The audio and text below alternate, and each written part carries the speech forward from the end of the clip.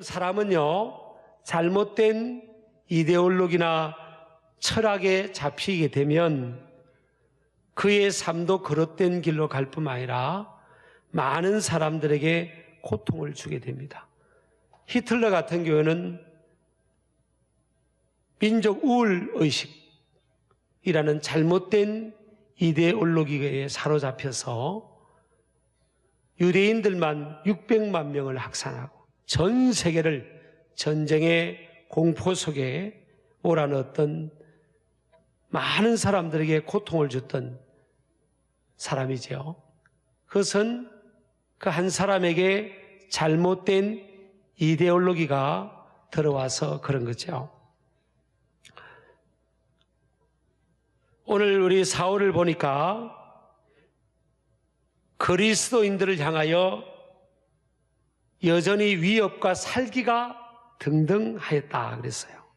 여기서 여전이란 말은 헬라어로 에티라는 단어 부사인데 그 이전에 있었던 일과 결부시키는 것입니다.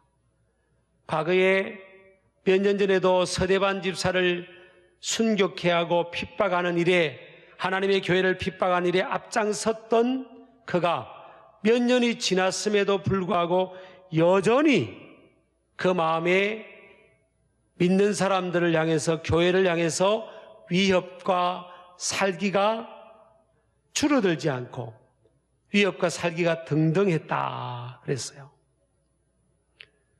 대단한 열정이죠.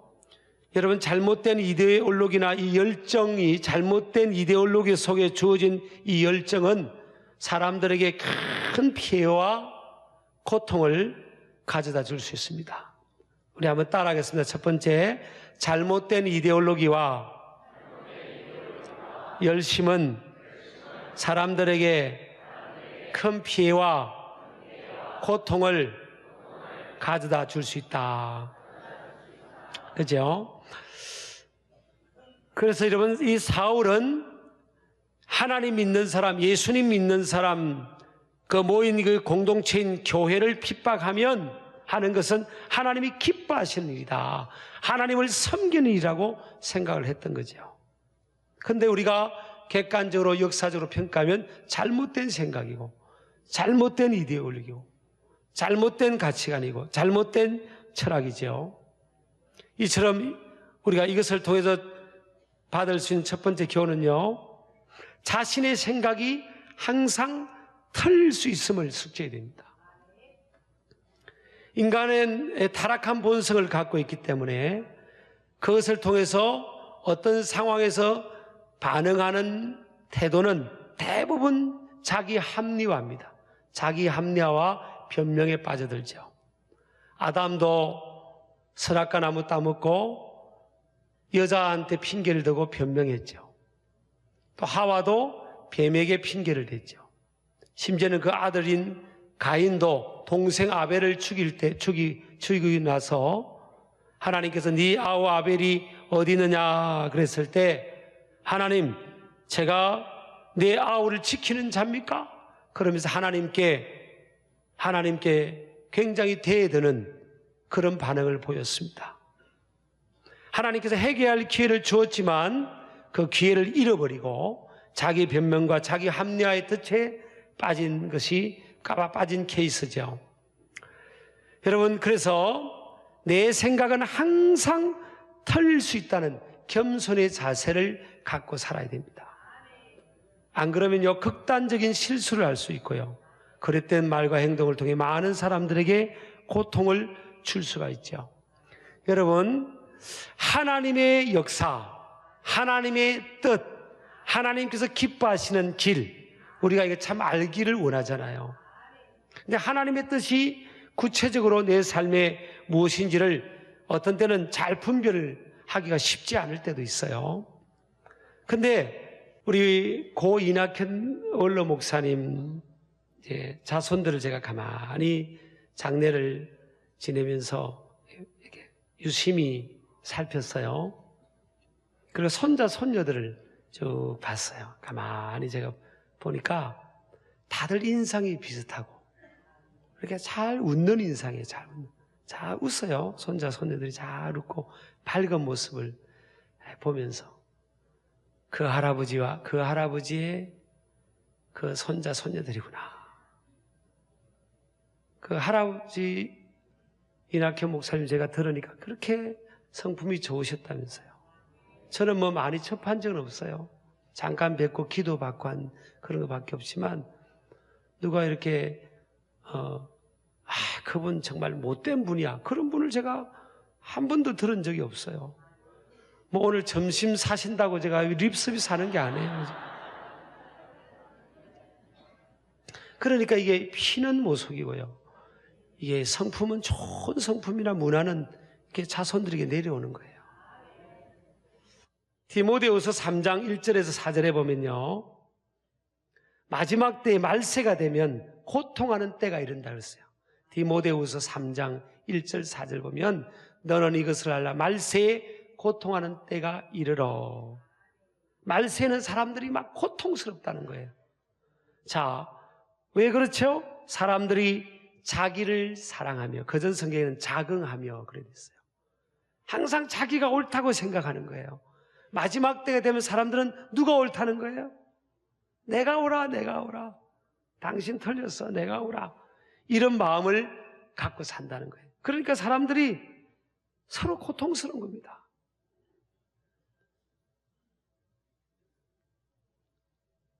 고린도후서 3장 6절에 보면 그가 또한 우리를 새 언약의 일꾼 되기에 만족하게 하셨으니.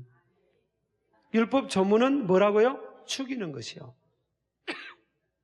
죽이는 거예요. 율법 조문이 뭐예요? 법이 법. 법은 죽이는 거라는 겁니다. 구약 성경의 율법이 613가지입니다. 정리하면.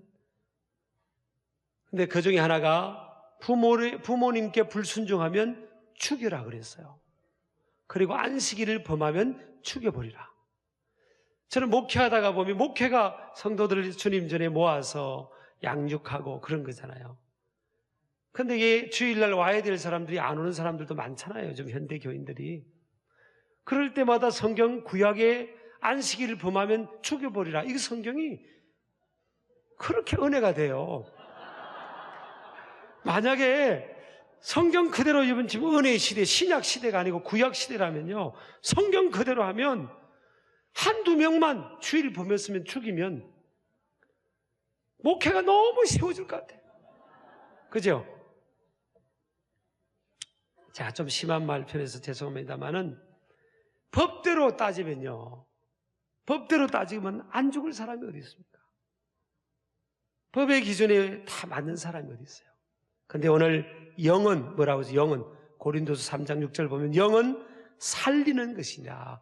하나님의 영의 역사는 뭐예요? 살리는 역사예요. 살리는 역사.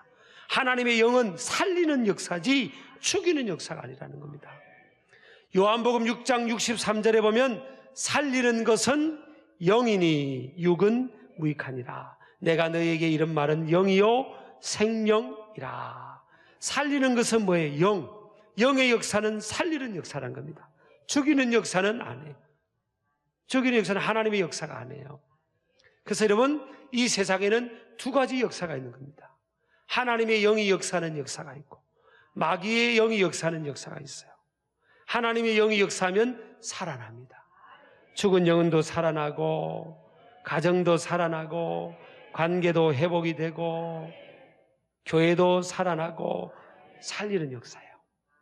반면에 마귀가 역사는 뭐예요? 죽이고 빼앗고 멸망시키는 거니까. 마귀는 죽이는 역사입니다.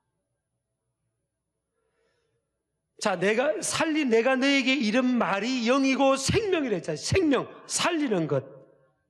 자, 가족들끼리 살아가면서도 내 마음에 막 상대방이 막 믿고 싫고, 그래서 막 따다다다다다 말을 하잖아요. 막 다다다다다다다 그러잖아요. 그러면 그 말이 상대방을 살리지 않으면 뭐예요? 그것은 마귀 역사입니다. 원인이 어떻든 간에 하나님의 역사는 살리는 역사예요. 살리는 역사. 여러분, 그런 말이 있어요. 남자가 세상의 모든 세상의 모든 사람들이 그 남자를 짓밟아도요, 집에 아내가 말로 격려하고 세워주면 그 남자는 재기한다잖아요. 남자분들은 이럴 때 좀 아멘 좀 하시옵소서. 기 좀 살려드리려고 제가 이렇게 예를 드는데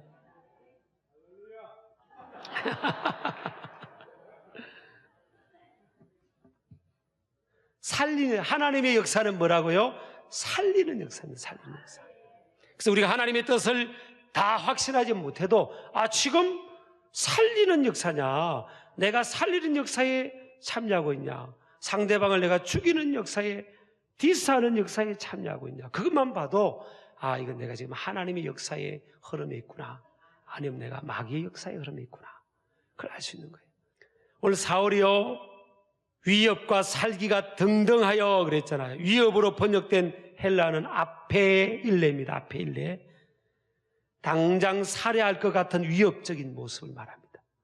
등등하여는 뭔가 하면 엠프네온이라는 단어인데 숨을 거칠게 내시다, 이런 뜻이에요. 그러니까 사울이 그 당시의 모습은요, 사람을 막 죽이고 싶은 저 예수 믿는 사람들 내가 죽여야지 하면서 이런 상태. 한번 해보세요. 시작. 여러분, 살다가 막 남에게 막 어떤 나한테 좀 잘못한 사람에게 막 마음이 막 그냥 화가 나서 이러면요, 이게 지금 사울하고 똑같은 모습이에요. 하나님의 영이 역사하는 게 아니에요. 믿으시기 바랍니다. 여러분요, 남을 죽이면 사실은 누가 제일 고통받는가 하면 자신입니다. 자신. 사도행전 26장 14절에 보면 오늘 이 내용을 사도 바울이 한 번 더 상기하면서 고백하고 있습니다. 사도가 된 후에요, 우리가 다 땅에 엎드러지며 내가 소리를 들으니 히브리 말로 이르되 사울아 사울아 내가 어찌하여 나를 박해하느냐, 가시체를 뒷발질하기가 내게 고생이니라.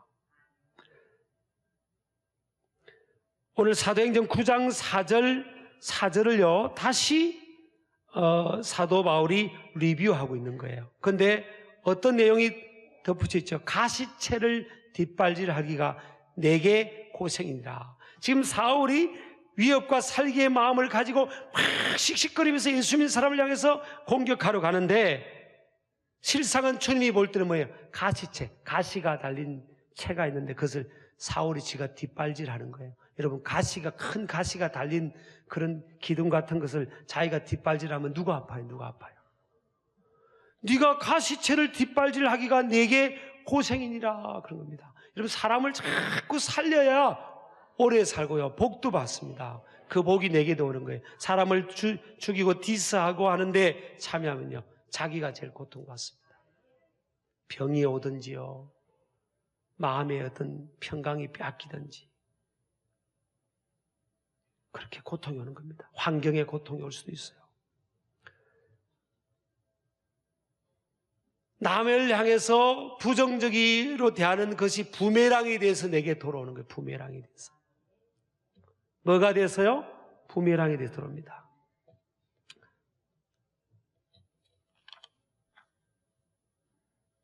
보면 우리 젊은이들이 있어서 제가 잠깐 이야기를 합니다. 마태복음 5장 22절에 보면요, 욕하지 말라는 게 있어요.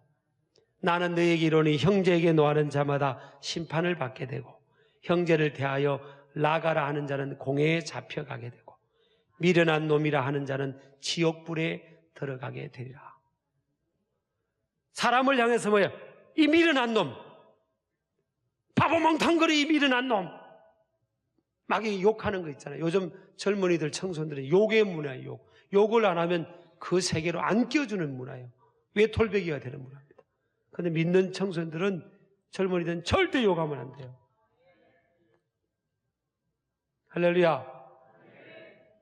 욕한 거 회개 안 하면 저 지옥불에 들어요. 지옥불에.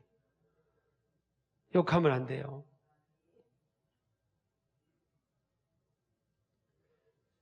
자, 두 번째요, 하나님의 역사하심은 어떤 사람의 길도 바꾸어 놓을 뿐만 아니라 변화시킵니다. 여기서 이 사울이 다메섹 도상으로 가다가 그 도상에서 태양보다 해보다 더 밝은 빛을 체험했잖아요. 사도행전 26장 13절에 보면 해보다 더 밝은 빛이었다 그랬어요. 그 빛을 체험했을 때 사울이 꼬꾸라졌습니다. 그래서 여기서 빛은요, 헬라어로 포스라는 단어인데, 구약 성경에서 보면 하나님의 임재를 나타내는 히브리어로 쉐키나입니다. 쉐키나. 하나님의 영광, 하나님의 현현, 이것을 나타내는 말이에요. 자, 사울이 지금 어디에서 예수님을 만났죠? 하나님을 만났죠? 어디에서 주님의 음성을 들었죠? 길이었습니다. 길에서. 다메섹으로 가는 길 위에서 주님 만나고 꼬꾸라지고 회개하고 회심한 거예요. 여러분, 우리나라 한국교회 또 크리스찬들의 약점이 뭔가 하면 이분법적인 삶을 살잖아요. 예배당 안에서는 다 믿음 생활 잘하는데 교회 밖에만 나가면 믿음 생활 못하는 사람이 많다는 거예요. 제가 정죄하려고 그런 게 아닙니다. 삶의 현장에서 가정, 직장, 학교, 사업장, 삶의 현장에서 우리가 주님의 임재를 경험해야 되는 겁니다. 삶의 현장에서 주님 만나고 주님의 임재를 경험하고 우리가 주님과 함께 동행하는 모습을 세상을 향해서 보여줄 수 있어야 되잖아요. 야곱이 루스라는 곳에서 기도하고 잠을 자는데 꿈속에서 주님을 만나고 꿈에서 깨어나자마자 무슨 고백합니까? 여호와께서 과연 여기 계시거늘 내가 알지 못하였도다 그럽니다. 제가 전임 목회지에서 이제 목회하다가 이제 신방 가려고 이제 막 바쁘게 가는데 저 앞에 우리 교회 교인이 한 명 걸어오고 있더라고요. 근데 뭐 입에 하얀 연기 나는 것을 물고 와요. 이렇게 남자분이 막 물고 와요.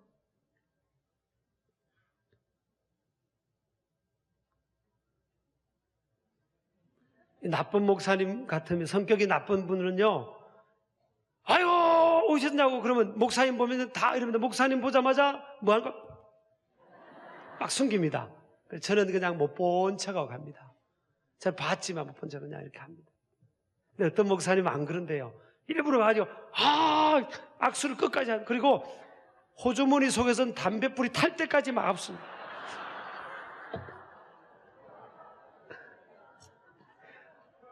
여러분, 야곱이 뭐라고 고백했어요? 여호와께서 과연 여기 계시거늘 내가 알지 못했구나. 하나님이 나와 함께 계시는 것을 모르니까 마음대로 행동하는 겁니다. 하나님 택한 백성들임에도 불구하고.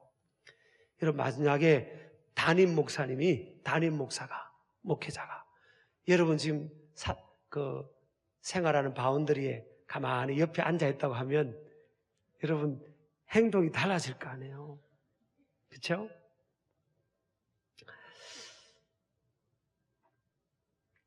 주님 만나고 우리가 삶의 현장에서 주님 만나기를 주의 이름으로 축복합니다. 그리고 겸손하게 사시기를 축복합니다. 주님 못 만났던 사울은요, 남이날 그렇잖아요. 오늘날 말하면 명목상 믿는 사람 아니에요. 사울의 이름의 뜻은 큰 자입니다. 큰 자, 교만한 자.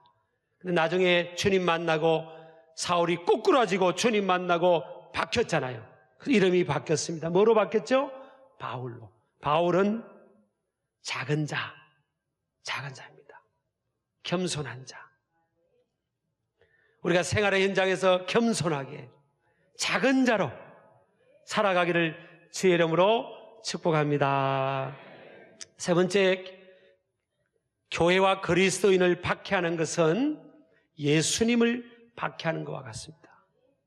오늘 예수님께서 사울에게 뭐라고 했습니까? 쓰러져 있는 사울에게 네가 왜 나를 박해하느냐 그럽니다. 누구십니까? 그러니까 나는 네가 박해하는 예수라 그럽니다. 지금 사울이 예수님을 박해한 게 아니라 예수 믿는 사람을 박해하고 예수 믿는 사람들이 모인 교회를 핍박했잖아요. 근데 예수님은 예수님 자신을 박해했다는 거예요.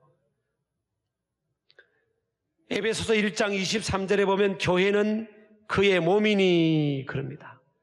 교회는 예수님의 몸입니다. 부족한 사람들이 모여 있음에도 불구하고 교회는 영적으로 보면 예수님의 몸입니다. 몸. 믿으시기 바랍니다. 창세기 12장 3절에 보면 뭐예요? 하나님께서 아브라함에게 내가 너를 축복하는 사람을 축복하고 너를 저주하는 사람을 저주하겠다 그랬어요. 여러분요, 예수 믿는 사람 교회를 축복해야 됩니다. 다니다가 저희 교회는 좀 그래도 큰 교회잖아요. 상가에 있는 작은 교회라고 업신여기면 안 되고요.